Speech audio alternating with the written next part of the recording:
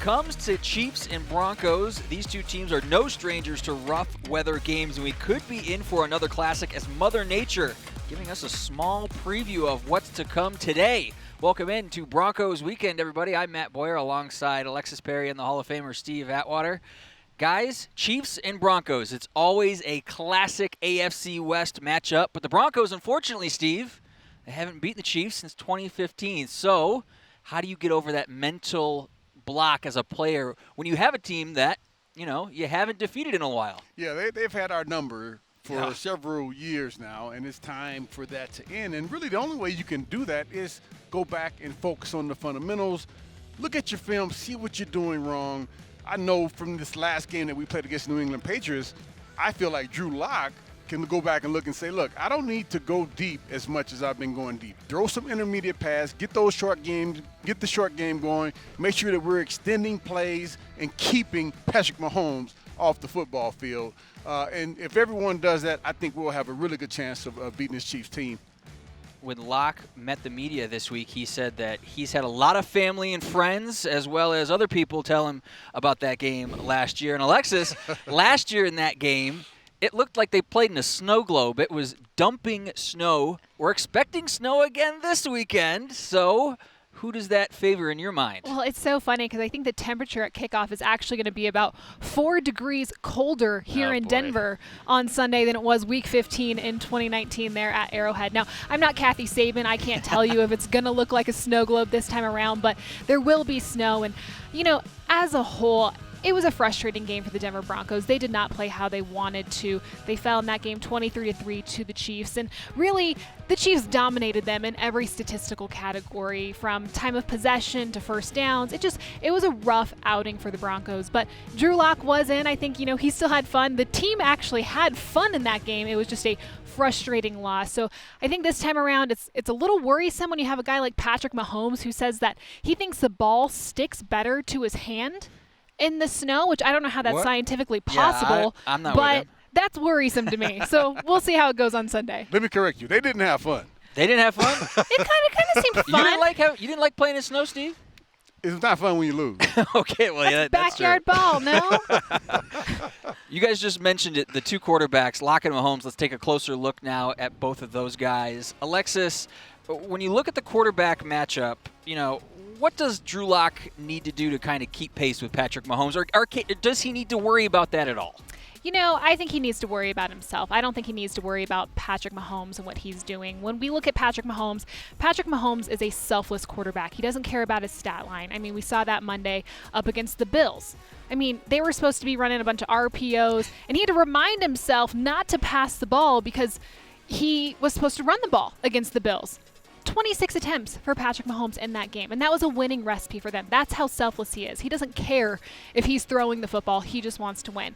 Now, for Drew Lock, I think he has some of those similar qualities, but he has a lot of that swagger that we've been talking about really ad nauseum at this point. And there was a ton of energy that we saw from the Broncos up against the Patriots. So we need to see that energy again. We need to see, like Steve mentioned, more of Drew Lock on the field than Patrick Mahomes, because truly, at the end of the day, Pat Mahomes, he doesn't need a lot of time to put a lot of points up. But then, speaking of that, they have to score touchdowns this week. As much as I love Brandon McManus, I only want to see him out there for the extra point. I don't want to see them there for the field goal. Lock's stat line wasn't that impressive because of a couple end zone drops, Steve. Right. So when you think about what Lock needs to do this week against a defense that's got Tyrann Mathieu, Frank Clark off the edge, how do the Broncos need to attack this Kansas City defense? First off, we got to have success in the run game. Phillip Lindsay, Melvin Gordon, Royce Freeman. They're going to have to pound the rock. And, the Kansas City Chiefs haven't been great at defending the run this year so far, and hopefully they don't get on pace back on track this week. So I think that's first off. We're going to have to make sure that we pound the ball. That offensive line is doing a good job of creating holes. And then Drew Lock, again, like I stated earlier, he's got to hit those shorter passes, intermediate passes to keep drives alive.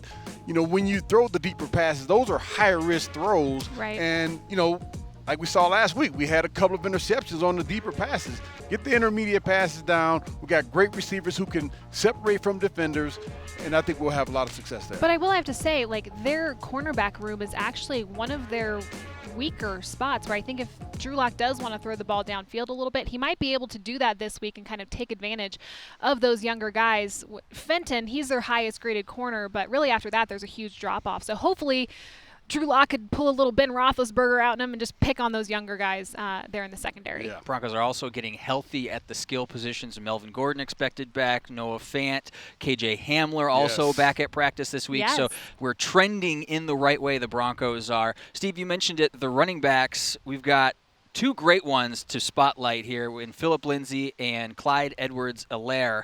As somebody who knows a little something about stopping Kansas City running backs, okay? Hey. Nice. We've seen the tape, Steve. We've seen the tape. Yeah. What do the Broncos need to do against guys like Edwards-Helaire and Le'Veon Bell, who just joined the Chiefs? Yeah, well, Edwards-Helaire, he's a guy who's a smaller stature guy, but he's extremely strong. He's powerful. He's fast. He's quick. He does all the right things. And he looks like he's a really good fit for that offense. Now, Lev Bell, he's a much bigger guy.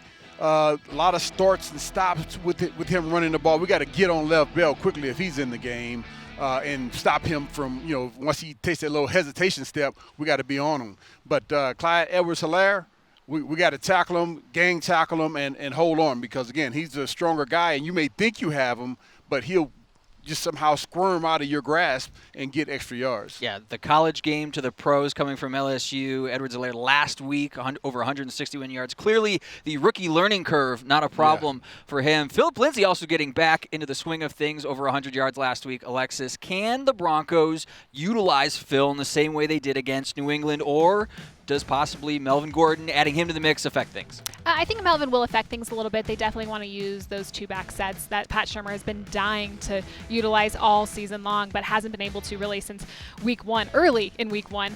But I think with Phillip Lindsay, what we saw against the Patriots was how they were able to use him on those early downs. He hits the hole so quickly. He can, create big gains out of really small spaces, and I think that's something that's really impressive about his game, and he needs to continue doing that. The Broncos need that kind of game again from Phillip Lindsay this week. He put them in a lot of really third and manageable situations, and I think that's why they were able to put together those 12-plus play drives. I think they had 3 in a row.